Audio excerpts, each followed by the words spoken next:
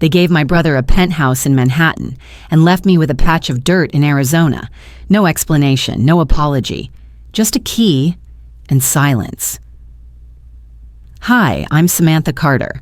At 16, my family cut me off. No college fund, no support, just a quiet erasure from their world. But when I opened the door to that forgotten ranch, I found something buried, something that would change everything. Would you forgive a family that left you behind, or would you build something they could never take credit for? Tell me in the comments, because this story isn't just about inheritance, it's about identity, and what we do when the people who raised us stop seeing who we really are. They gave my brother a Manhattan penthouse and a folder full of stock portfolios. Me? A forgotten patch of dirt in Arizona. No explanation, no apology, just a signature and a heavy envelope. The last time I saw everyone in the same room was at my parents' funeral. Now, 2 months later, I stood in front of the glass doors of Whitman and Goldstein, feeling like I'd accidentally shown up to a party I wasn't invited to. The lobby was all polished granite and steel sculptures, cold, gleaming reminders of everything I'd spent my life avoiding. Inside the elevator, I adjusted my mask and caught a glimpse of myself in the mirrored wall. Tired eyes, a wind-worn trench coat, and a scarf I hadn't meant to keep wearing since college. I didn't belong here. I never had. The law office on the 32nd floor was just as clinical as I expected. Leather chairs arranged like judgment seats, high-rise windows framing a gray Manhattan skyline, and crystal glasses filled with untouched water. The receptionist gave me a courteous nod but didn't offer small talk. No one ever did when they recognized the last name Carter, but not the resume to match. "Sam," Mason called out as I entered. His voice had that tone, half surprise, half amusement. He stood from his seat, smoothing his suit, tailored to fit a man who'd never worn off the rack anything in his life. "Thought you got lost in Jersey." I forced a smile beneath my mask. "Just running late." Mason turned back to chatting with Mr. Whitman, our family's longtime attorney. The man looked older than I remembered, as if the pandemic had taken more from him than just time.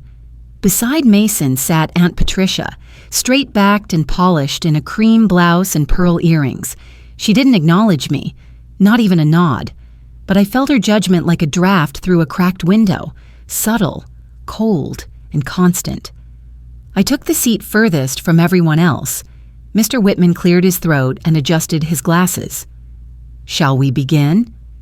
He spoke in that soft, practiced tone lawyers use when pretending emotions don't exist. Names and numbers rolled off his tongue like inventory. My parents' lives reduced to real estate holdings, trust funds, and equity percentages. To Mason Carter, he read, are granted all liquid assets, brokerage accounts, company shares, and the Manhattan property located on Central Park West, as well as the Vermont residence and associated vehicles. Mason barely contained a grin. He leaned back in his chair, fingers laced behind his head like he'd just won a poker hand. I waited. There had to be more. "To Samantha Carter," Mr. Whitman continued, "we bequeath the property known as Carter Ranch, located in Pima County, Arizona." That was it. No caveat, no letter, no sentimental objects, just land in the middle of nowhere and a name I hadn't heard since I was 12. The silence in the room thickened. Mason let out a breathy chuckle. "A ranch?" he said, loud enough for it to echo. "Wow, guess you're the cowboy now." He reached across the table and gave my shoulder a light, patronizing pat. "You'll love it. Lots of sand, maybe even a cactus or two." Patricia didn't speak. Her eyes flicked toward the table, then back to Mason. I nodded once, stiffly. My throat tightened, but I held the emotion where it belonged, behind the ribs, in the place where you keep things you never say out loud. Mr. Whitman handed out 2 envelopes. Mason's was thick and crisp, like a holiday bonus. Mine was thin and yellowing at the edges. Inside was a deed with faded ink and a single key, old, heavy, slightly rusted at the teeth. I pressed the key into my palm, the metal biting softly into my skin as Mason stood. "Well," he said, collecting his envelope. "If that's all, I've got an investment call to jump on." He walked out like he was stepping into a spotlight. I remained seated, fingers curled around the key, anchoring myself to something, anything that felt real. I glanced at Patricia one last time. Her face was unreadable, carved in stone like always. The moment the door shut behind Mason, I rose. The sound of my boots on the hardwood floor felt too loud, too alone. Outside, the city was buzzing. Horns, sirens, muffled conversations, all of it blurred together. I walked for a few blocks without knowing where I was going. Finally, I sat on a bench near Bryant Park, pulled the envelope from my bag, and opened it again. The key was colder now, the deed brittle in the corners. Suddenly, a birthday memory floated up. My 7th, I think. Mason got a bright red bike with chrome handlebars and streamers. I got socks, cream-colored, ribbed, because you needed a new pair anyway, my mother had said. Mason had ridden laps around the driveway while I sat on the stoop with my knees hugged to my chest, watching him disappear around corners. I'd never said anything. I just wore the socks until they had holes in the heels. That day in the law office, I didn't cry. I didn't argue. I didn't ask why. I just took what they gave me.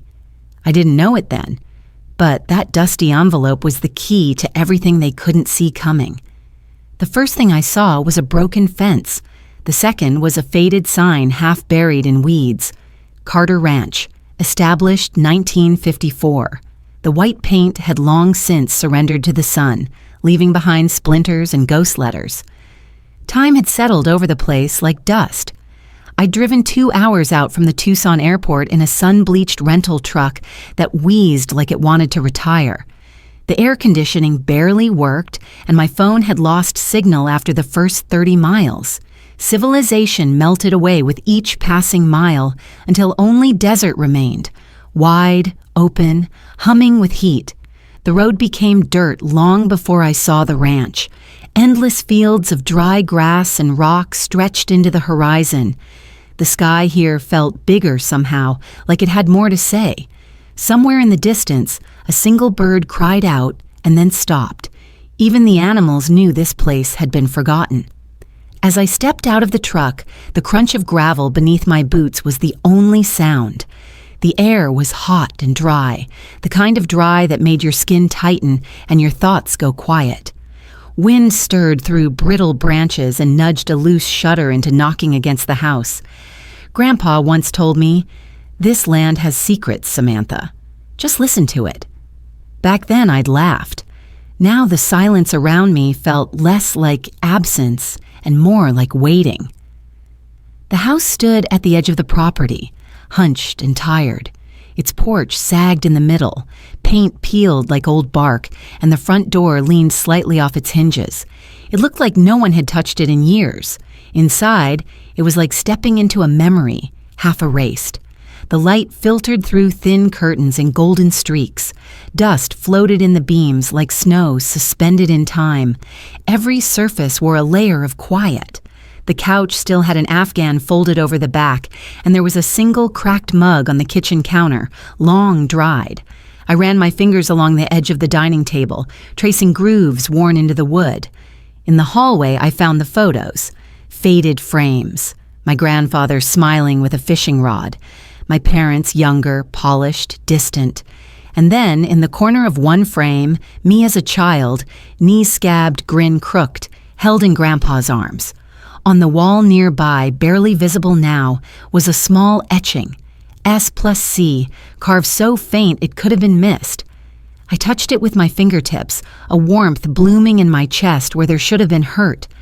The study was at the back of the house, darker, cooler. Dust thickened in the corners, and old books lined the shelves, their spines curling. On the desk sat a lamp, an empty ashtray, and a pair of wire-rimmed glasses that hadn't been worn in years. I opened the drawers slowly, one by one. Paper clips, old pens, a receipt for engine oil from 1998. The bottom drawer didn't budge. I remembered the key from the envelope. It clicked perfectly. Inside was a single item, a leather-bound journal wrapped in a linen cloth. The cover was scuffed, the edges curled. On the front, in faded ink, were 2 letters. Est. I sat down in the cracked leather chair and opened the first page. She'll come when she's ready. I just hope she knows where to look. The entries were a mess. Half scientific notes, half poetry. Soil measurements, weather logs, sketches of mineral veins, and handwritten musings that bordered on riddles. But one phrase repeated, underlined several times. The barn. The barn stood across the field, silent as a tomb. From the porch, I could see its roof had caved slightly on one side, the paint long gone to gray. A crow perched on the weather vane, unmoving. I grabbed a flashlight from the kitchen drawer and made my way across the yard. The wind had picked up, pushing little swirls of dust into the air. The barn door groaned open with a sound like a question being asked. Inside, the air shifted, cooler, thicker. The beam from my flashlight danced over tools still hanging on the wall, most rusted but aligned with care. Bags of seed turned to stone, a rusted wheelbarrow, a broken stool, and at the far end, the north wall, stood a panel that didn't quite match the rest. I pulled out the journal again. 3 knocks, 4th plank from the bottom, push up. I stared at the wall. Once, twice, 3 times. Each knock echoed like a drumbeat in a chapel. Then I crouched, counted 4 planks up from the floor, and placed my hand on it. It felt different, smoother. My fingers pressed upward. The wood resisted, then gave. Click. A panel shifted. A seam revealed itself along the edges. I leaned forward and gently pushed. The panel swung inward on hidden hinges, revealing a narrow passage carved into the earth. A staircase, old, worn, steep, descending into blackness. I stood there, frozen. The wind outside had stopped. Even the air in the barn seemed to still. I lifted the flashlight and pointed it down. The light was swallowed after the 3rd step. Whatever was down there, it wasn't part of the family narrative I knew. It wasn't about ranches or inheritance or punishment. It was something else entirely. I stepped closer and listened. No one would expect to find industrial blueprints beneath an old barn. No one but Grandpa.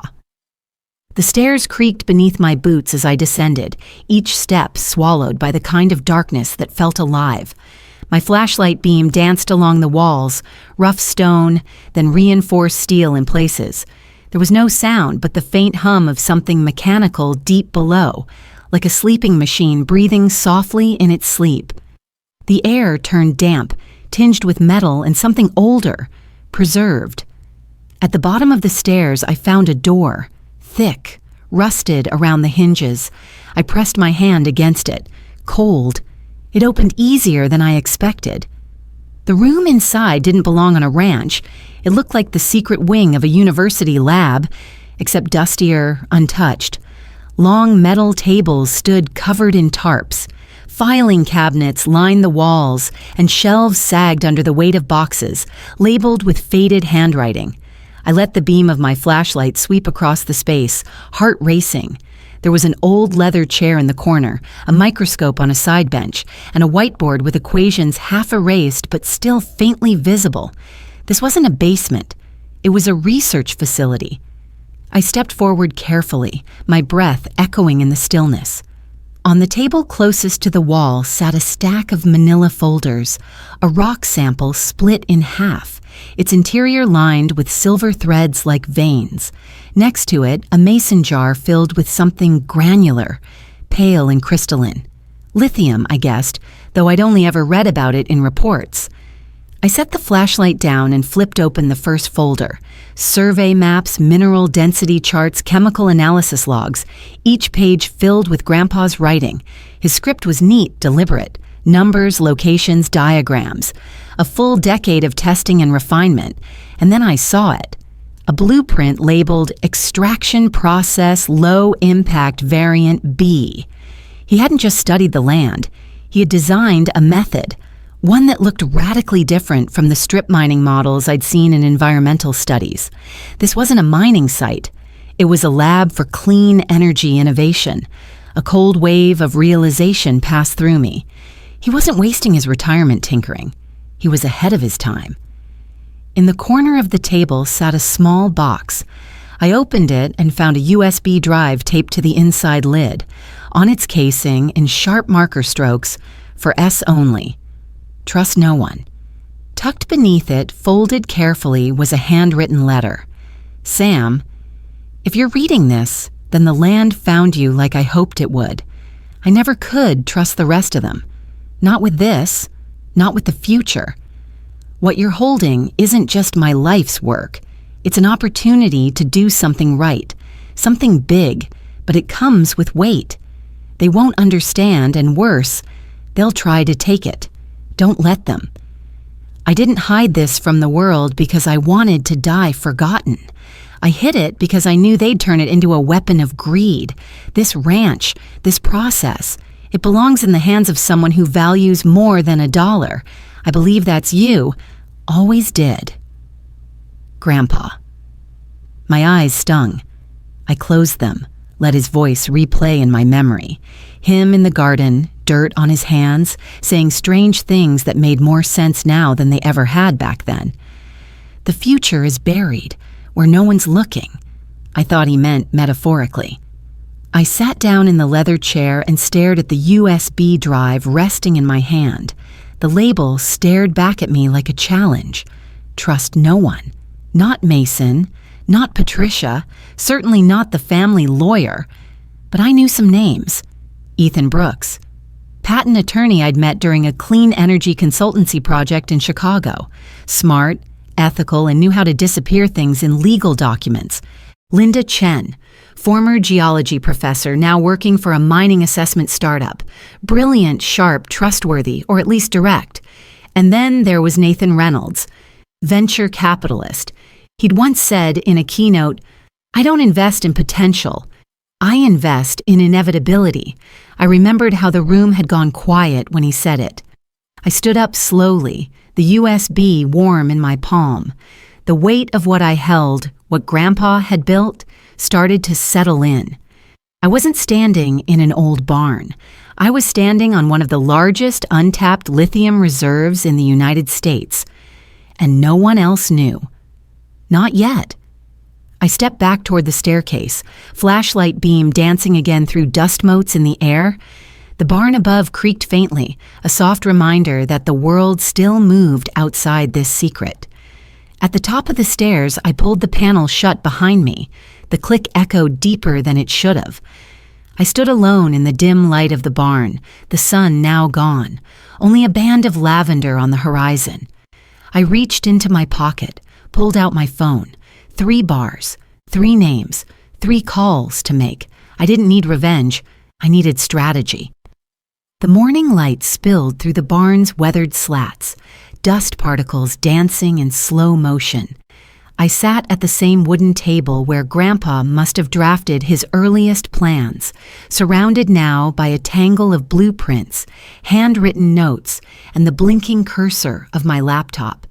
The air still smelled faintly of motor oil and dry hay, but the space felt different, like something was awakening.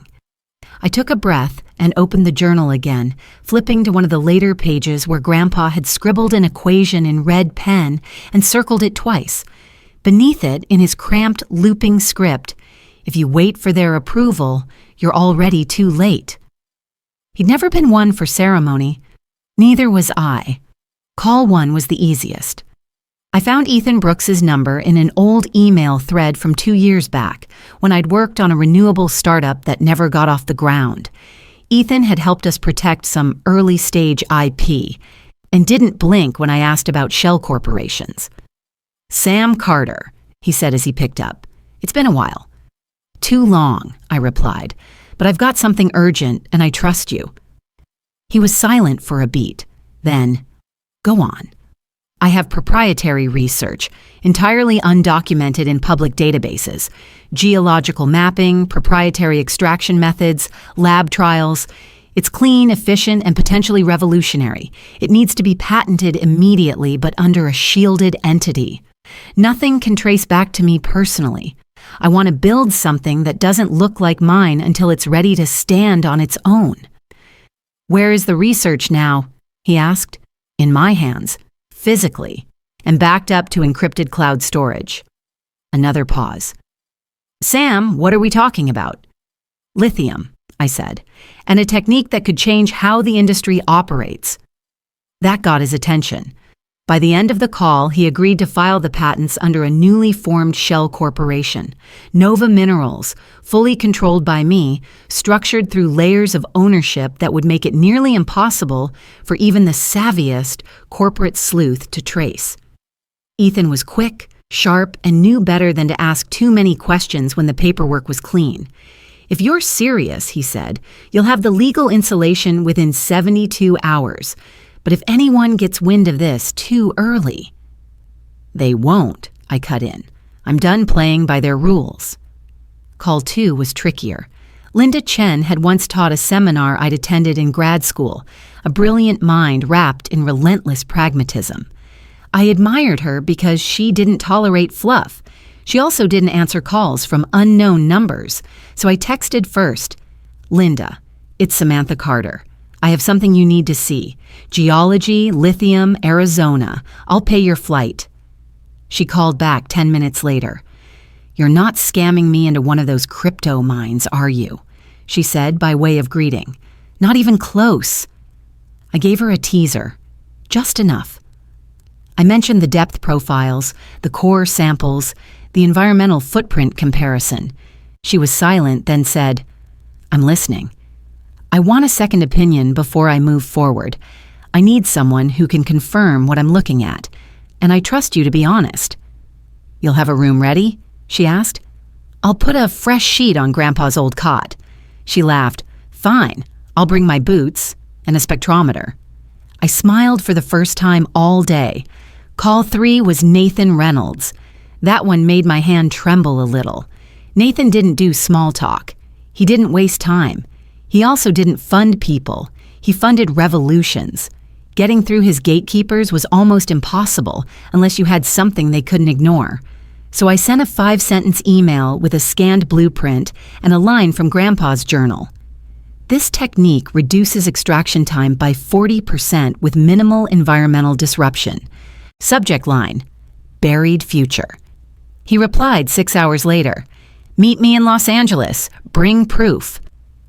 The next day, I walked into his downtown office with a leather folder full of documents, 2 laminated core samples, and the USB drive. His space was open, sunlit, designed for billion-dollar decisions over oat milk lattes. Nathan wore jeans and a linen blazer, looking like he'd just returned from surfing, which he might have. He took his time flipping through the materials, barely blinking. His assistant brought coffee. I didn't touch mine. I could feel my pulse in my ears. After 30 minutes, he closed the folder and leaned back, fingers steepled. If this is real, he said, I'll write a check for $100 million today, but I need 2 things from you. I nodded slowly. First, he continued, you stay invisible. You're a ghost until I say otherwise. Second, you don't let this turn into another family-run mess. I fund founders, not soap operas. I looked him in the eye. I'm not interested in turning this into a name brand. I'm interested in changing the game. Quietly. He smiled. Then we'll get along just fine. He extended a hand. I shook it. And just like that, Nova Minerals was born. The name was already registered. The patents were already filing. Ethan was building legal firewalls. Linda was en route to confirm the findings. And Nathan had wired a preliminary capital tranche before I even left the building.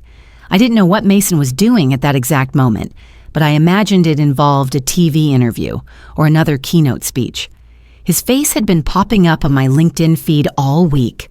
Financial guru, next-gen investor, legacy builder. Let him have the headlines. I had something better. I returned to the ranch that evening, the desert quiet again under a bruised purple sky. I stood outside the barn, folder in hand, feeling the dust settle around my boots. 3 calls, 3 allies, 0 room for error. The headlines were everywhere. Nova Minerals, the silent giant of lithium. Mysterious startup lands contracts with Tesla and Apple. Who owns the desert that could power the future? I watched the news scroll across a muted TV in the break room of the new Carter Ranch facility, though calling it that now felt misleading.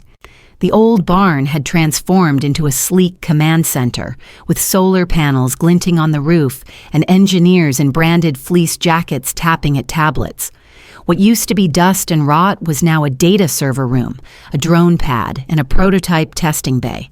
Nova Minerals wasn't just real, it was thriving. Outside, the wind carried the faint hum of machines, drilling deep beneath the crust, guided by Grandpa's methods, now digitized and automated. We weren't extracting recklessly.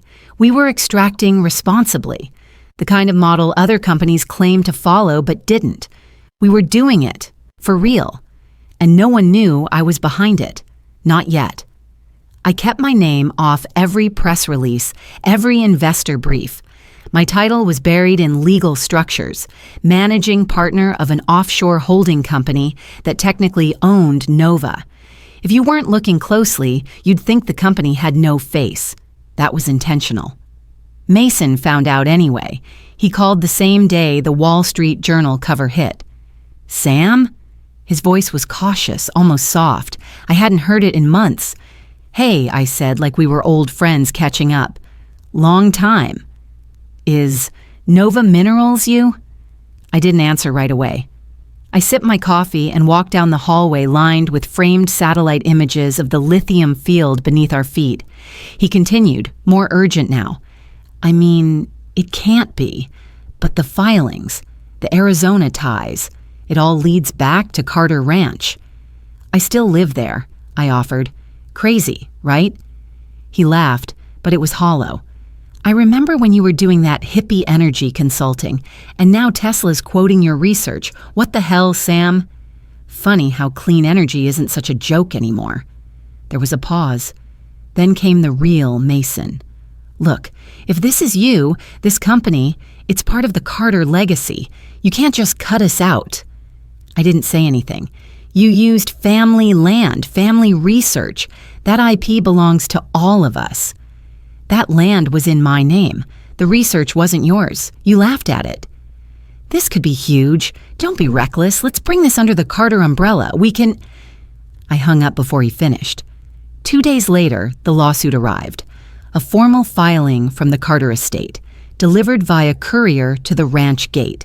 It was thick, glossy, full of bolded names and legalese designed to intimidate. At the top, in RE ownership of Carter family intellectual property and mineral rights. Patricia had clearly pulled every string she had left. Ethan flew in from D.C. Linda sat in on the prep meetings, hands crossed and eyes sharp. Nathan's legal team sent over supporting documentation, reinforcing our structure. We weren't just protected, we were 10 steps ahead. Grandpa's words echoed in my head. It's not about fighting them. It's about staying 5 steps ahead. The courtroom was small, beige, forgettable, except for the tension that hung in the air like static. Patricia wore navy, her posture perfect. Her lawyer, a man named Sloan, wore a smug expression that only someone with too many billable hours could maintain. Sloan stood and gestured toward me. The defendant knowingly concealed the location and intellectual property of Benjamin Carter, a member of the Carter family. All discoveries made on Carter Ranch should, by inheritance law, fall under shared ownership, especially considering its financial implications. The judge nodded, expression unreadable. "Miss Carter, your response?" I stood, papers in hand, voice steady. "Your Honor, the land known as Carter Ranch was left solely to me in my parents' will. The research found there was conducted solely by my grandfather, Benjamin Carter, and entrusted exclusively to me, as verified by a signed personal letter. Furthermore, all patents associated with the findings are filed under Nova Minerals, a legally formed entity with no direct ties to the Carter family name or estate." I handed the documents to the clerk. Patent filings, chain of custody, Grandpa's letter. Patricia didn't flinch, but her foot tapped once, sharply beneath the table. Sloane tried again. "But the legacy—" The judge cut him off. "Ownership is not sentiment, it's paperwork, and from where I sit, Ms. Carter did her homework." The ruling came in less than a week, in favor of the defendant. No appeals permitted. I was in the hallway outside the courtroom when Patricia approached. She wasn't wearing navy anymore, just gray, muted. Her pearl earrings gone. "You planned this all along," she said, voice low. I turned to face her fully. "Number I protected what you tried to bury." She blinked once, then walked away.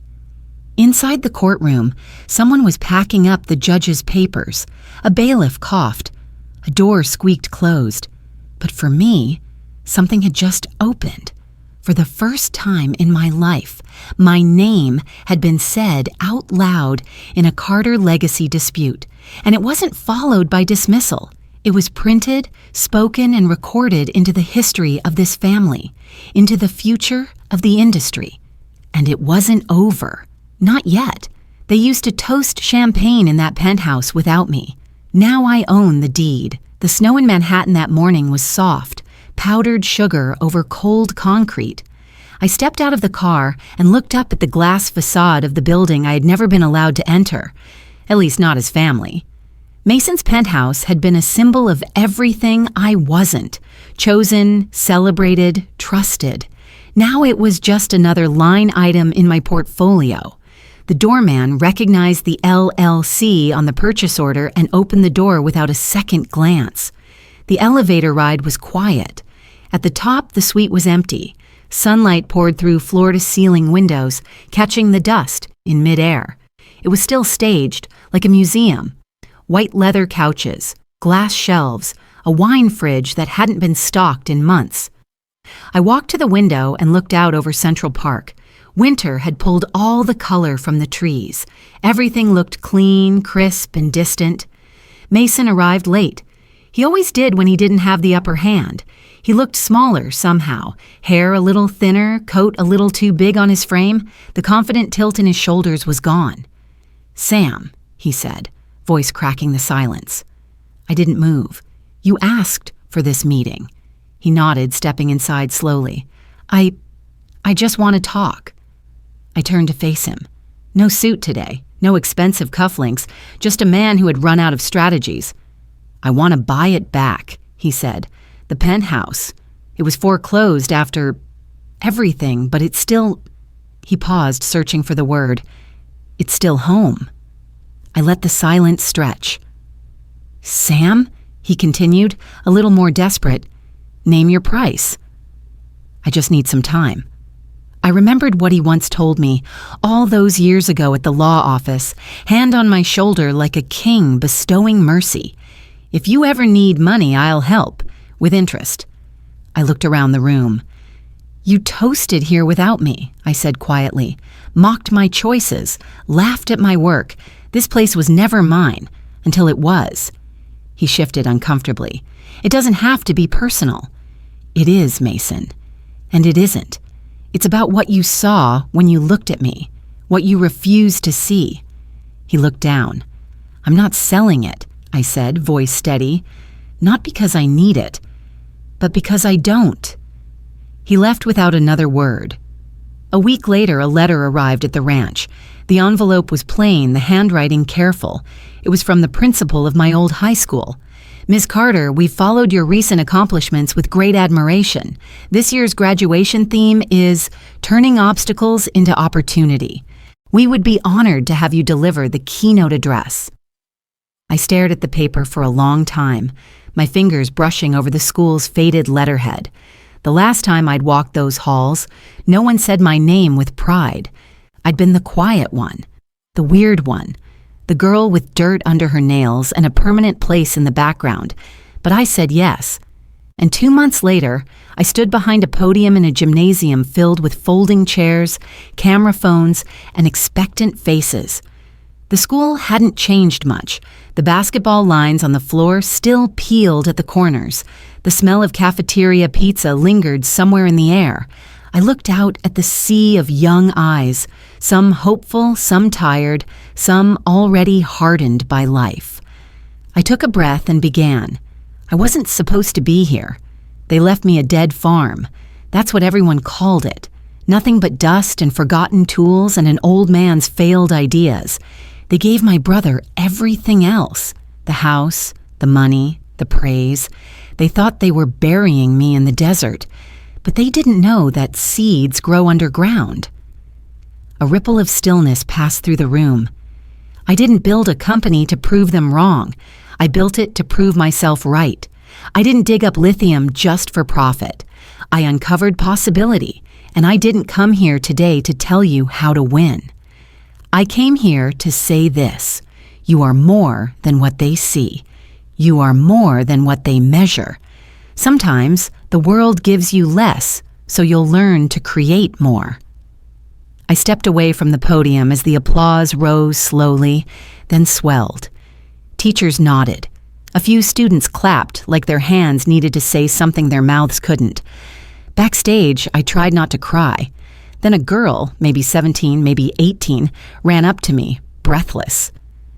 "You made me believe," she said, eyes wide, cheeks flushed, "that I could be more than they say I am." That did it. The tears came, quiet and full. I hugged her. "You already are." Outside, the snow had started to fall again. I looked up, let the flakes land on my face, and closed my eyes. Not for revenge, not for applause, but for peace. For the girl I used to be, and the woman I had finally become. They used to toast champagne in that penthouse without me. Now I own the deed. But standing there, I didn't feel like I'd won a war. I felt like I'd finally come home to myself. Sometimes, what feels like rejection is just redirection toward your real purpose. Families can fail us, but we still get to decide what legacy we build from the ruins. And maybe, just maybe, the desert wasn't empty. It was waiting for something to bloom. If this story reminded you of a time you had to rise alone, I hope you'll share your own journey below. Someone out there may need to hear it today. Punjay.